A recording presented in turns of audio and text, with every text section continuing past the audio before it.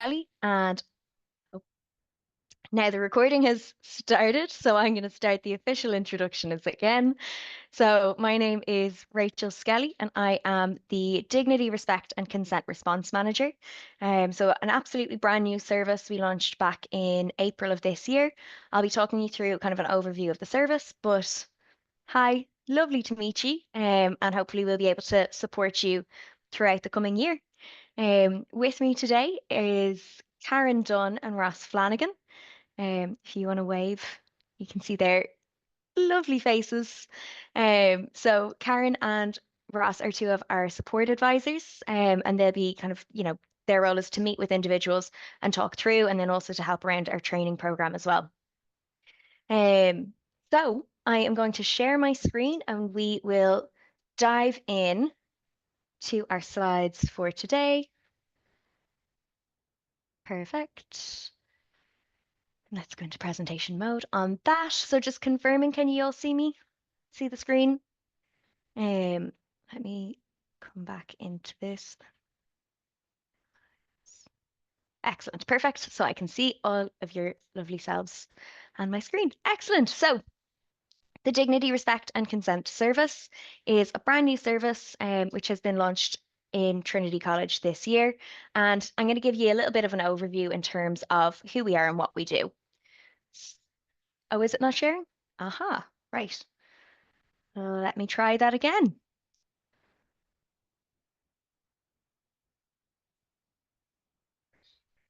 that working now? Fantastic.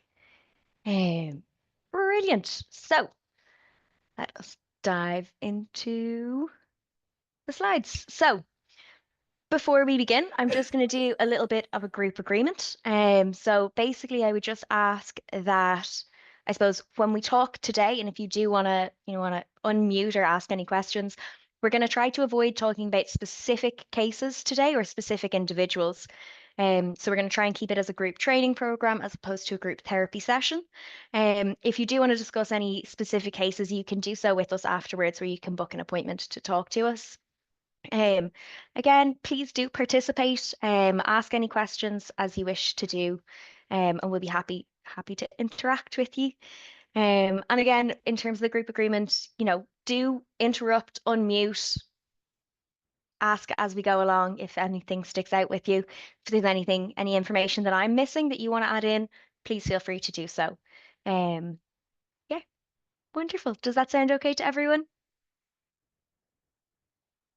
Again, it sounds terrible talking about consent, but I'm just gonna continue assuming that that's all okay. But if you do have anything to add, please just let me know. So the DR&C service. So our role, so as I said earlier, we launched back in April 2024. So we are a brand new baby service in Trinity. And our role is to provide training and support to all staff, all students, and also to others who are members of the community who may not necessarily be staff or students. And we do this across all areas of bullying, harassment, and sexual misconduct. So we will go into a little bit more detail in terms of what actually bullying, harassment, and sexual misconduct are. But I think what's helpful to know as well under this is that we operate under two policies. So the revised dignity and respect policy, which I'm sure you're all overly familiar with. And then we also, as of November 2023, have a new sexual misconduct policy, which is absolutely incredible.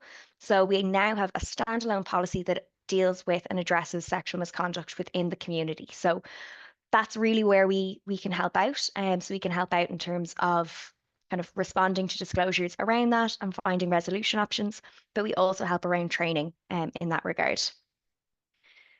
And our two main pieces, so the kind of the training and support, fall into two main pillars, which are prevention and response. So prevention is kind of like today, the way we're doing a training session. So that's raising awareness of appropriate behaviours and building skills to support a positive, safe and inclusive community. So we are developing a big comms campaign. Lots of comms will be going out hopefully across the year in terms of really raising awareness of those appropriate behaviours and kind of setting expectations across the community of how we wish to interact with one another. And we also are developing a big old training program. So we'll have training across responding to disclosures, bystander intervention, general awareness, and kind of looking at how we interact with one another. So that's our prevention piece. In terms of response, we have an advisory service. So that is us responding to and supporting disclosures of bullying, harassment, and sexual misconduct from across the community. So basically, what that means is that you can book an appointment with us and we can talk through what you have experienced, what you've witnessed, what you've responded to, and we can explore different resolution options and how we can best help to kind of fix that problem. But I will talk about that in a little bit more detail as we go on.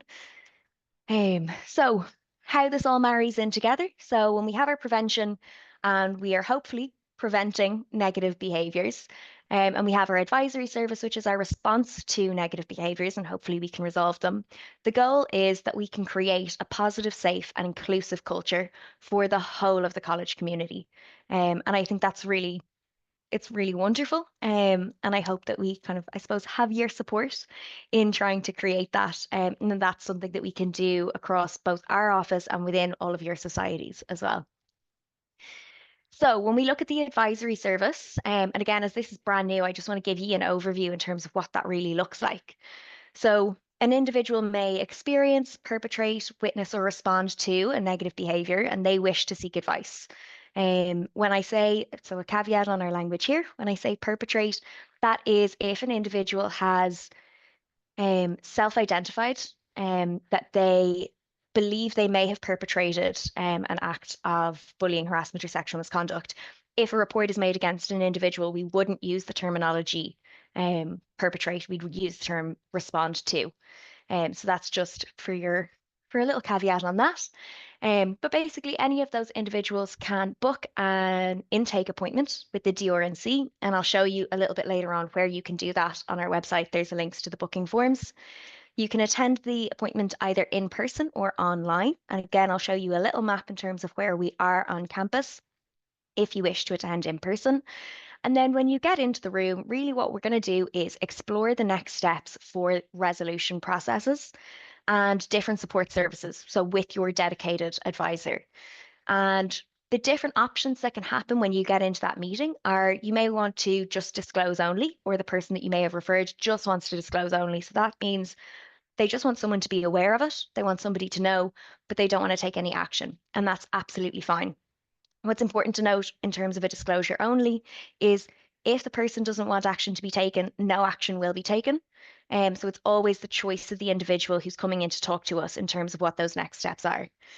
Option two might be that they would like some support in terms of accessing the relevant support services.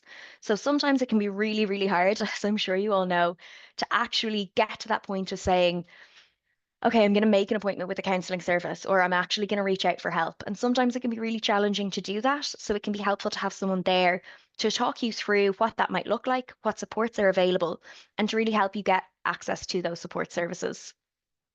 And then options 3 and options 4 are to explore informal options and to explore formal options.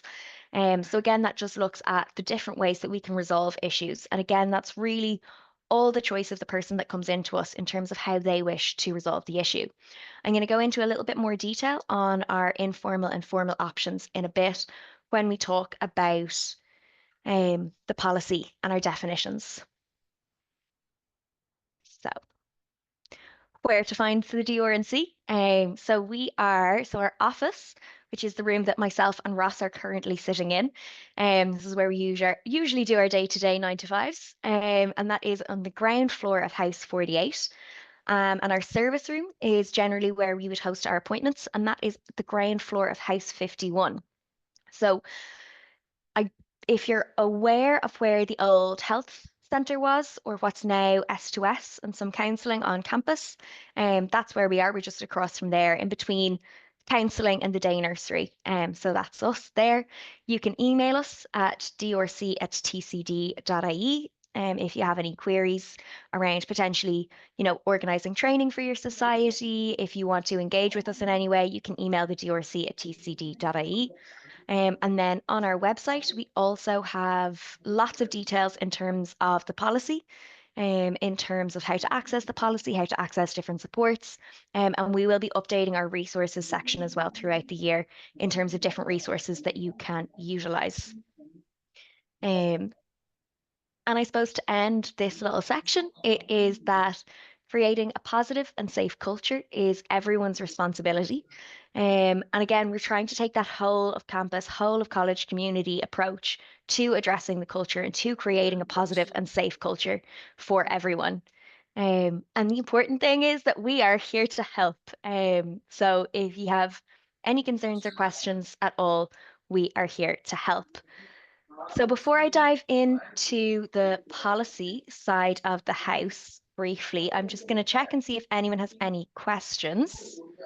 And I might just check as well if we can mute ourselves. I think someone maybe unmuted and we can hear conversations. Um,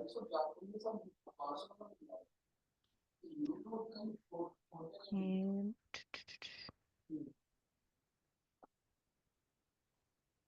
Excellent. Perfect. Thank you very much. Um, Fab. So I'm going to take that as no questions. And okay, cool. So we shall keep going. So our policies and definitions. So again, I'm just going to give you a brief overview in terms of what the policies are, where you can find them, and a little bit around the definitions. So we're going to start with our definitions here. Really, really long, really, really wordy. Basically, bullying is repeated inappropriate behavior, and harassment is unwanted behavior related to any of the discriminatory grounds. So the 9 equality grounds being um, gender, civil status, family status, sexual orientation, religion, age, disability, race, and membership of the traveling community. So again, I think equality legislation will be updated in the somewhat near future to include socioeconomic status, and this policy will be updated once that legislation comes into place. But again, these are the kind of the key pieces. If you have any issues around it, we can go into more detail.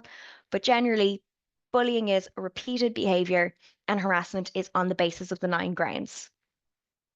When we look at sexual misconduct, it covers a broad range and there's a lot more detail in the policy itself.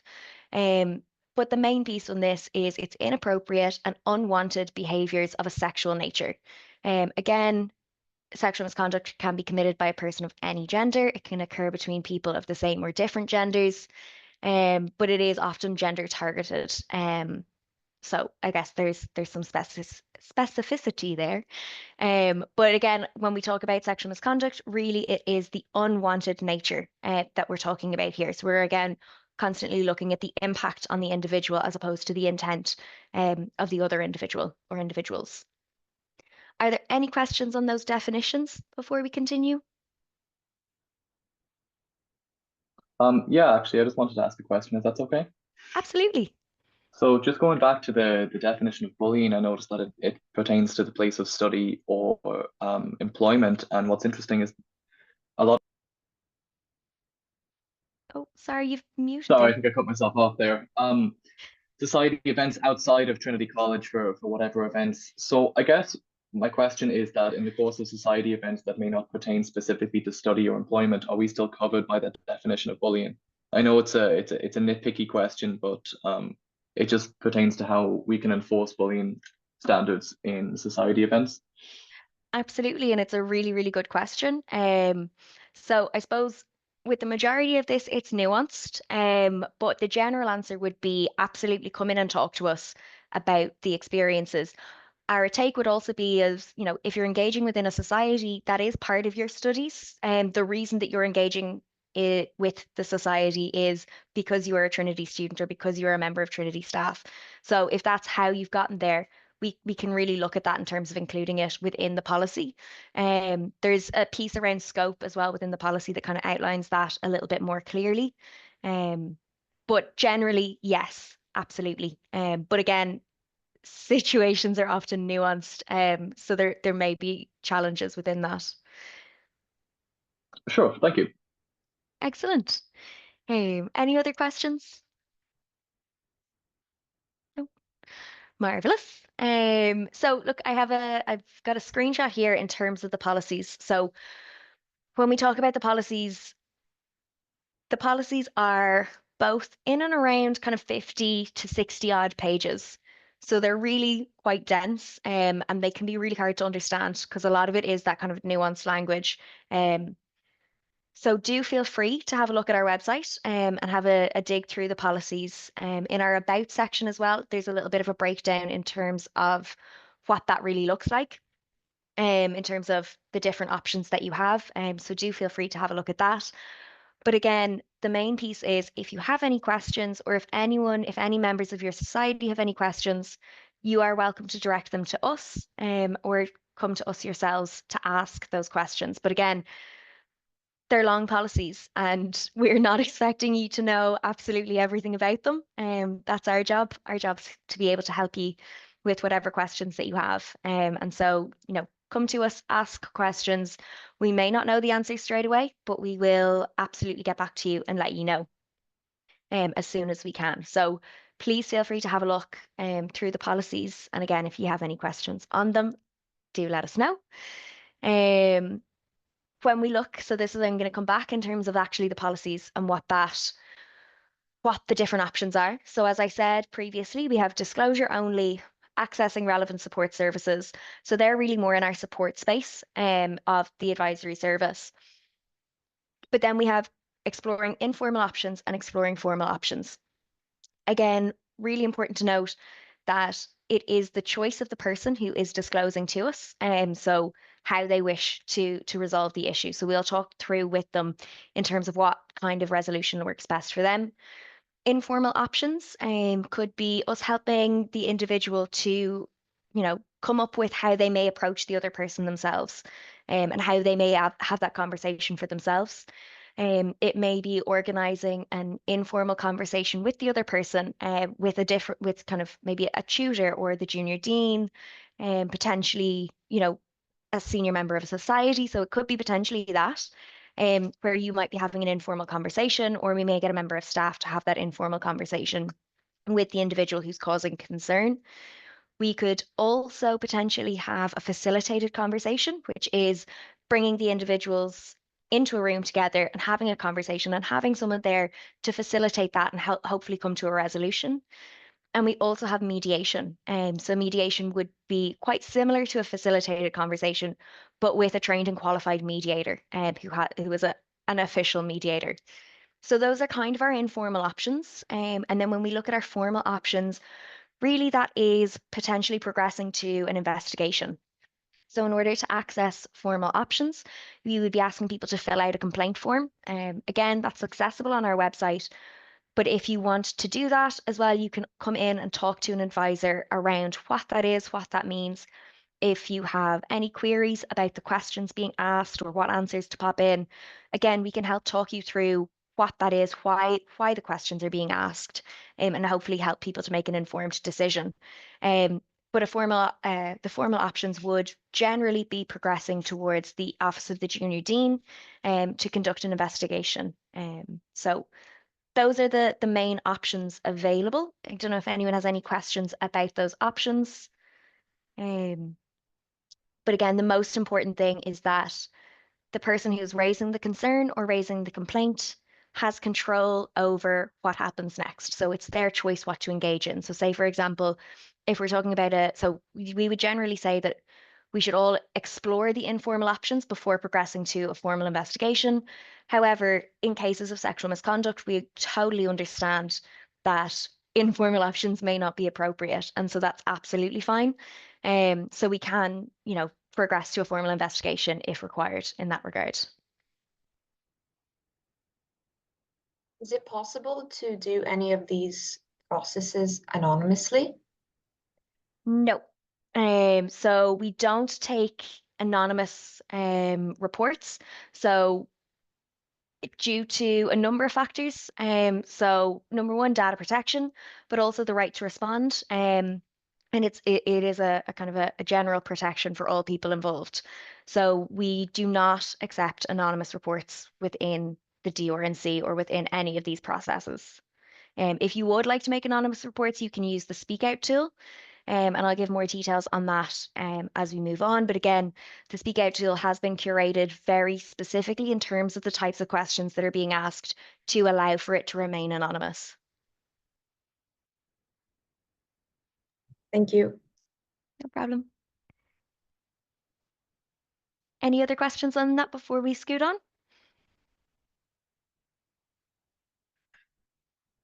Hula boola. So a little bit about your role and where you all fit into this. So ye are student leaders. You are leaders within your own little communities within Trinity, and you are leaders within that Trinity community as a whole. And one of the things that I think is really important, especially starting off into a new year, and it's something that we as a team do as well, is we have a look at our boundaries and we have a look at what's actually in the scope of our role and what's not in the scope of our role. And so it's something that I really recommend that you do in terms of what do you want to take on and what do you not want to take on.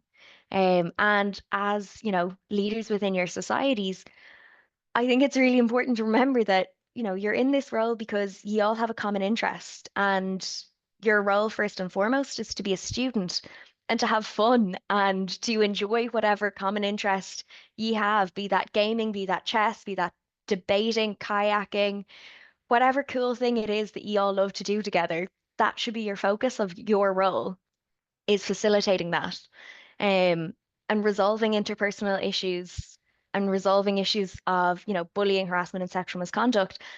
That can be our role. So we can take that on for you, and we can help in that space. But I think it would be helpful for yourselves, even potentially as an exercise to do after this, to look at, within your team, within your committees, what's your role? What roles do different people have? And how can we best support each other within that? And then if you find things that kind of crop up quite often within the society or questions that are being asked of you as, as committee members that don't fit into your role, then it can be really helpful to have a look and see, well, actually, where do we direct people to go? When those questions come up, when we know that's not our role, when we know, supporting someone through the aftermath of sexual assault shouldn't be your role. You don't have to do that as a committee member. So have a look and have a think in terms of, well, actually, where do we go? And how do we direct people and how do we best support people in a way that they deserve? So that's a little takeaway exercise that I think could be really, really helpful in terms of defining your own boundaries. Um, and when we talk about boundaries, we also have some helpful phrases to go alongside that. And again, these will be different depending on the language that you use and the situation. But again, it's just something to help you to have a little think of when something happens that's not in your role, that you're not comfortable doing, and you're not comfortable kind of progressing through that issue with someone. These can be some helpful ways that you can direct them to get the support that they do deserve. So, can I help you find someone to support you? Noting I'm not a specialist in this area. Let's come up with a plan together. You deserve support from someone who can help. I might not be the best person for this, but also let's find who is. And that's really important. So let's find someone who can help. So again, it's just having a think and coming up with a few phrases for yourselves in terms of how are you going to address these issues when they crop up, and how are you going to get someone to the support that they deserve and the support that they need when it's not necessarily in the scope of your role. Are there any questions on any of that? No? Coolaboola. But yeah, like again, I'll say it till I'm blue in the face. Your main role is to have fun, and have a great time in college and have loads of crack, in your societies, and that's absolutely deadly. And like give us give us the hard bits, and we can help out with those. So how can we help? So when those issues crop up, and it's outside the scope of your role and you need to direct them to someone who can help and support, you can always come to us. Again, it's also if you experience any issues yourselves throughout your time of college, it can be within your societies, it can be within your studies, it can be potentially you have a job, a part-time job within the university as well. So it's absolutely helpful within that. So for yourselves as individuals, you can schedule an intake appointment, so a personal appointment, and you can explore the options that are right for you. So again, we can check that out and, you know, see what works best for you in terms of resolving your own personal issues, that you've been experiencing. We can do consultations. So again, if there's something happening within your society that you would like some help, if you kind of go, do you know what, I don't know if this is within the DR&C, I don't know how we can help, I don't know what we can do. Potentially, sometimes this is a really helpful way if you are getting some of those anonymous reports internally and you don't know what to do about it. Potentially, a consultation would be really helpful for us to talk you through what is and isn't appropriate in terms of resolving that and how we can potentially get to a referral space where the individuals who are reporting to you might come in and make an appointment themselves. And we could also look at kind of, some training exercises and how we can kind of raise awareness within the societies among that. So again, you can schedule a consultation appointment. We can explore different resolution options, which again won't be conducting a formal investigation without the consent and explicit request of the individual who's raising the concern, but we can look at how you can help resolve the issue as a leader. And then again, it's to note that consultations are not reporting on behalf of another person. So if you come to us and explain, a situation that you've witnessed or a situation that you have been told about, we can help you to explore how to empower that individual to come forward to us or how to kind of support them within a role, within the capacity of your role. But we will not be engaging in resolution options on behalf of someone else without their explicit consent and request. So again, it's about giving that power back to the individuals. And then in terms of referrals, so you can inform someone about the DR&C service, and this might be the most helpful for yourselves is if someone comes and tells you about something, you can say, that's really important, and who may be able to help is the DR&C service. So you can show them how to book an appointment, and remember, it is completely their choice if they wish to engage with the DR&C.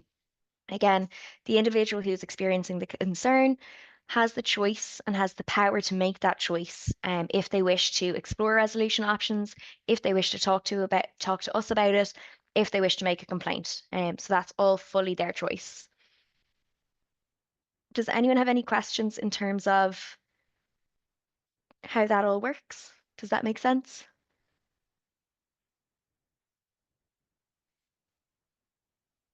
Wonderful.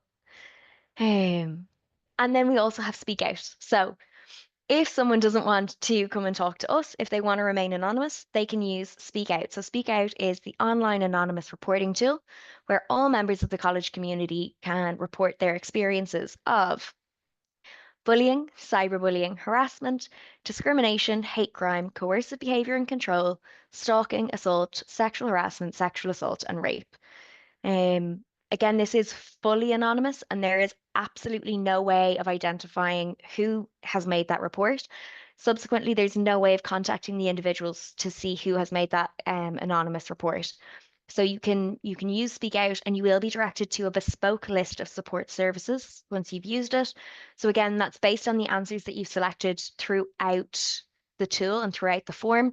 You'll be given a bespoke list of support services that are relevant to you and your experience. So the address is www.tcd.speakout.ie. Any questions on Speak Out? Cool. Excellent.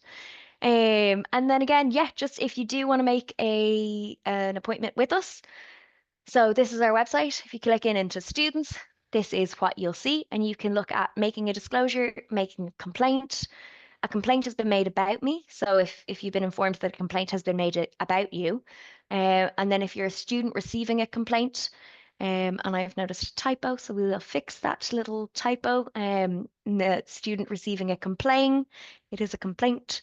So if, and again, that's if in your roles you are receiving a complaint from an individual, you can look through that and you will be given a link to a booking form where you can book an appointment with the DR&C, and you'll just fill out a little booking form, and then we'll be in contact to schedule an appointment.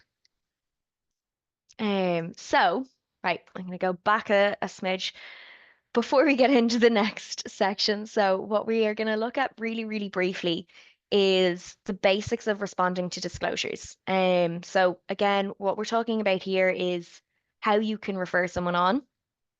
But it's important as well to know in that moment, what are our key do's and don'ts? Now, when I get onto this slide, I am going to be referring predominantly to disclosures of sexual harassment and violence. So if at any stage you hear something that is not comfortable for you to be hearing, please feel free to walk away. That's absolutely no problem. But if you would like, in your seat or wherever you are, um, if you do find yourself needing to kind of ground a little bit, you can pop your 2 feet on the ground. You can sit up straight,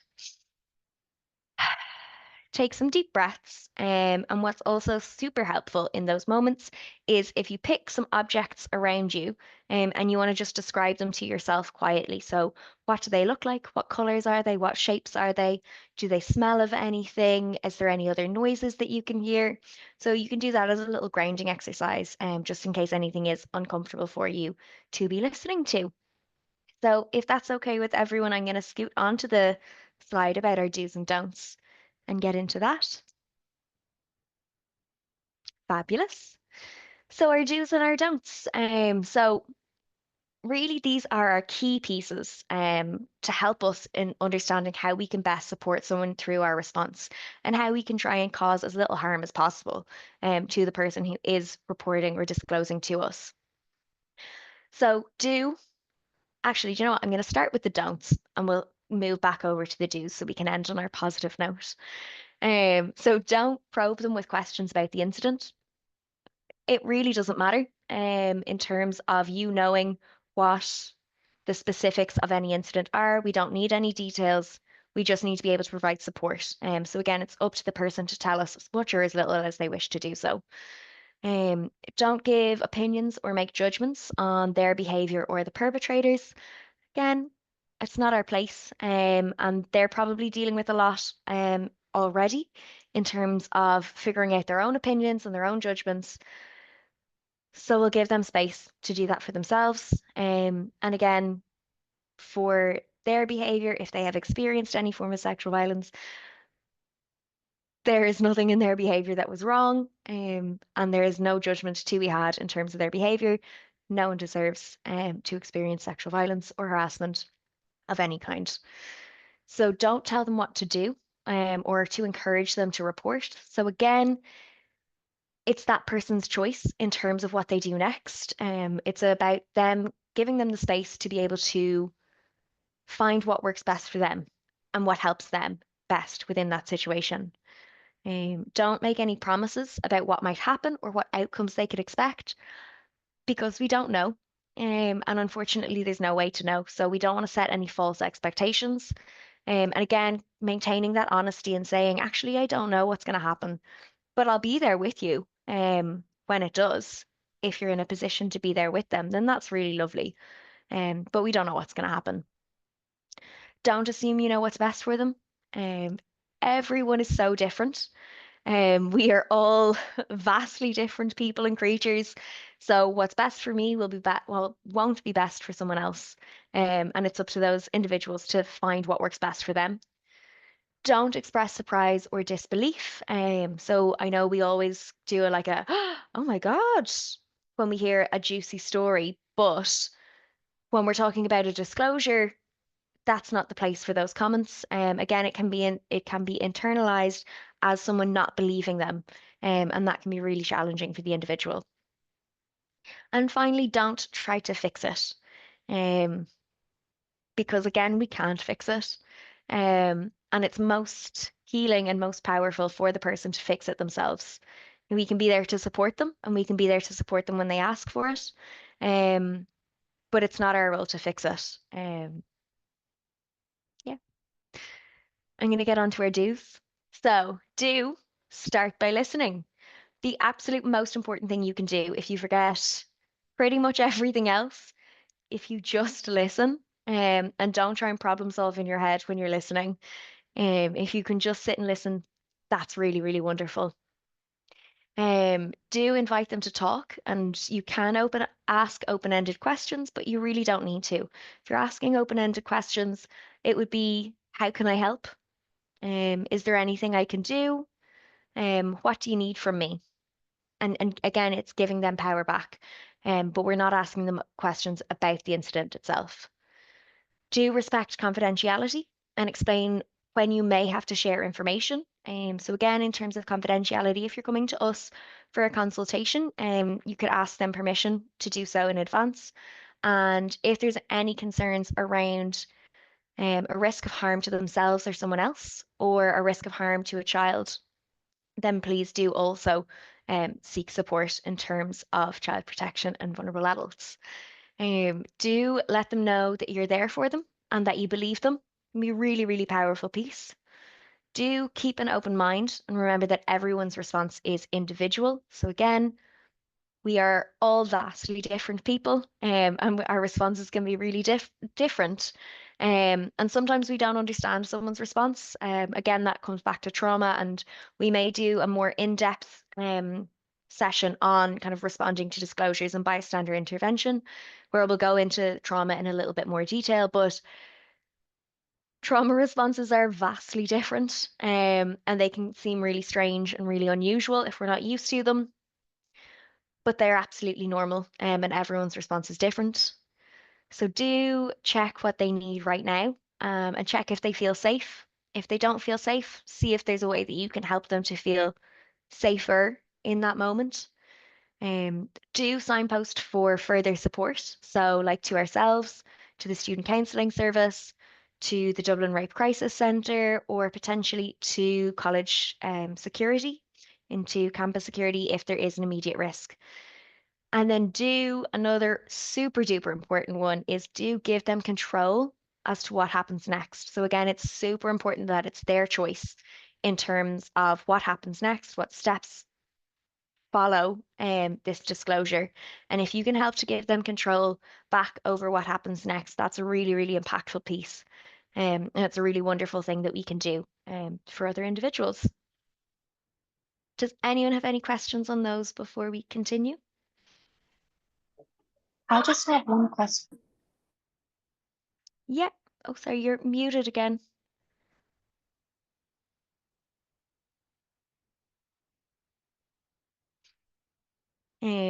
There was a question and the person has gone on mute, I believe, or has been cut off. Oh, sorry. Let me go and find. No worries. Yes, you can absolutely type. So I might, while you're typing, let me see what our next slide is. Oh yeah, so I'll leave up while you're typing. I'll leave up our list of supports. So the font here is super duper small and it's quite illegible, so my apologies for that. But this is a list of our internal and external supports, full details of which can be found on our website under the support services section. So here we have campus security, ourselves, the DR&C. The employee assistance program is for staff. We have the health service, the health centre. Again, human resources predominantly for staff, the junior dean or the office of the junior dean, the postgraduate advisory service, Safe Zone again is an app that you can use, which is very helpful. S2S peer supporters are fantastic. Student counselling service, student learning development, the welfare officer, in the students union, the careers, Service, Disability Service, Global, and then the Warden of Trinity Hall if you're out in Trinity Hall. And then over on the other side, we have a list of external support services who are available as well. Oh, here we go. Excellent. So I'm going to read this question out that's just come in. So just in terms of the confidentiality piece, is there anything which we wouldn't end up disclosing? And also in terms of being a society, if the issue has happened between society members, would I, as chair, be expected to share with my committee, obviously with the individual's consent, or would I just take it to individually to you directly? Yeah, so I would advise take it directly to us. If you become aware of an incident, it does not need to be shared amongst your committee. You can come directly to us and we can talk through how best to resolve that issue. And is there anything which you wouldn't end up disclosing? So I suppose it also kind of depends in terms of your relationship with the individual like, are they coming to you as a committee member looking for support, or are they coming to you as a friend just wanting to talk about their experience? So again, you can kind of chat through that with the individual in terms of potentially they don't want you to take any action, they don't want you to tell anyone, but they could be coming to you as a friend, someone that they care about, and say, look, this thing happened to me and I just wanted to talk about it. And that's absolutely fine. And you don't have to make an appointment with us to talk through that, unless you have been impacted and you wish to talk through, what you can do for yourself. But if they're coming to you seeking support, I would be advising that you refer them to us, or you can come in and book a consultation with us and we can talk through the next steps. Does that answer the question? Brilliant. Excellent. So yes, so we have our support services here, all wonderful. And now support services that you can give to yourself. So a little bit of self-care. So especially as well after today, and a lot of these things are kind of big and heavy pieces to be talking about before lunch of a Tuesday. So do have a think. So take some time and think about what type of self-care works for you. Again, as we all know, we're all very, very different people. So different things work for all of us in different ways. Plan to do something nice for yourself today. I'm probably going to go for a walk at my lunch break if the weather stays nice. So that's going to be my nice little thing to unwind from talking at you for 45 minutes.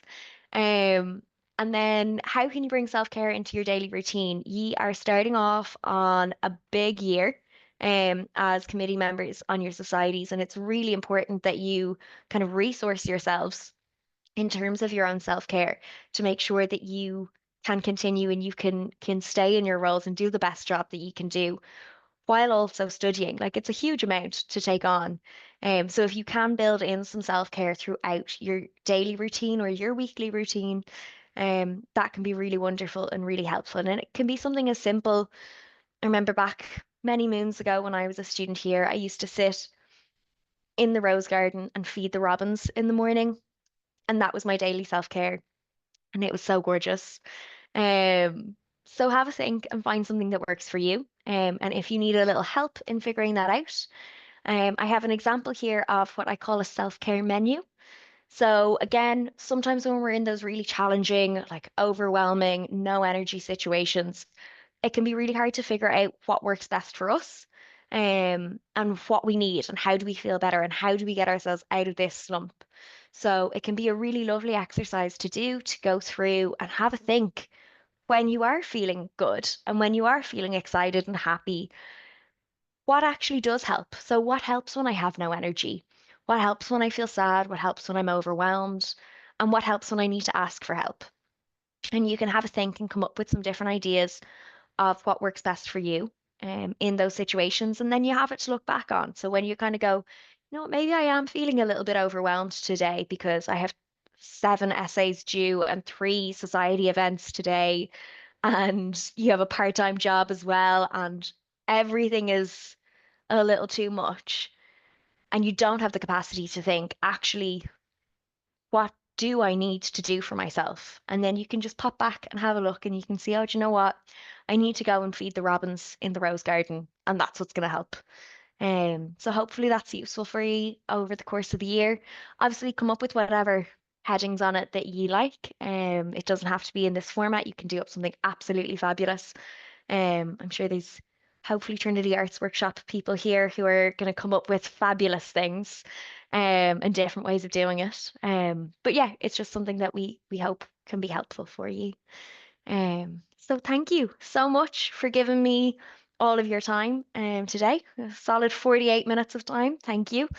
Remember to be kind to yourselves. Your job is to have an absolutely brilliant time in college, and our job is to help you do that. So we will provide some resources and a link to a feedback form after this. If you could fill that out, we'd be really, really appreciative. And so I'm going to stop sharing my screen and see if anyone has any questions. Hi, Rachel. I might just jump in there for a second.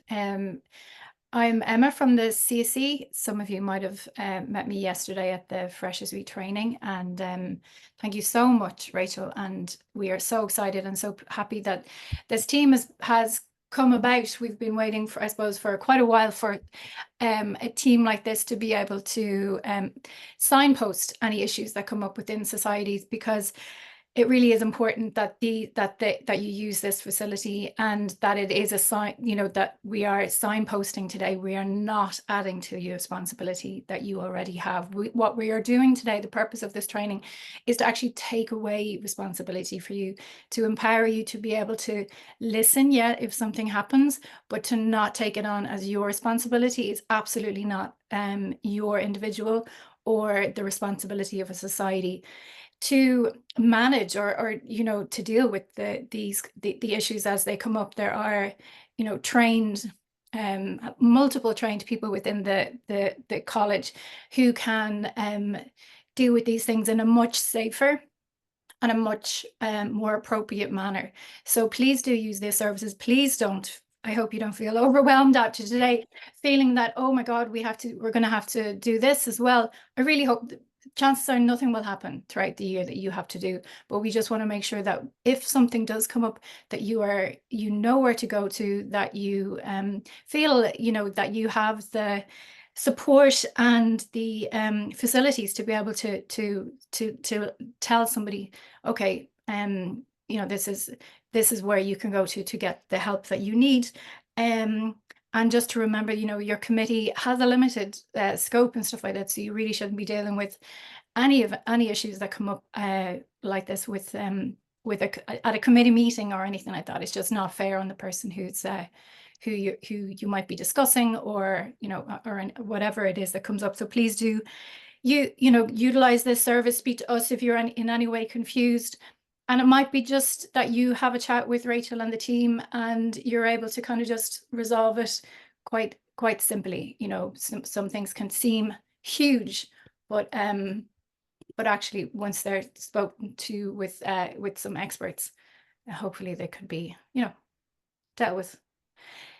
Yeah, I just wanted to say that. Just want to make sure that you don't feel like this is your responsibility in any way, shape, or form. Okay. Absolutely. Thank you. Yeah, 100%. We are here to help.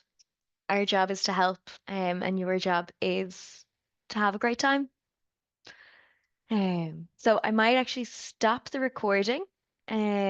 So thank you all.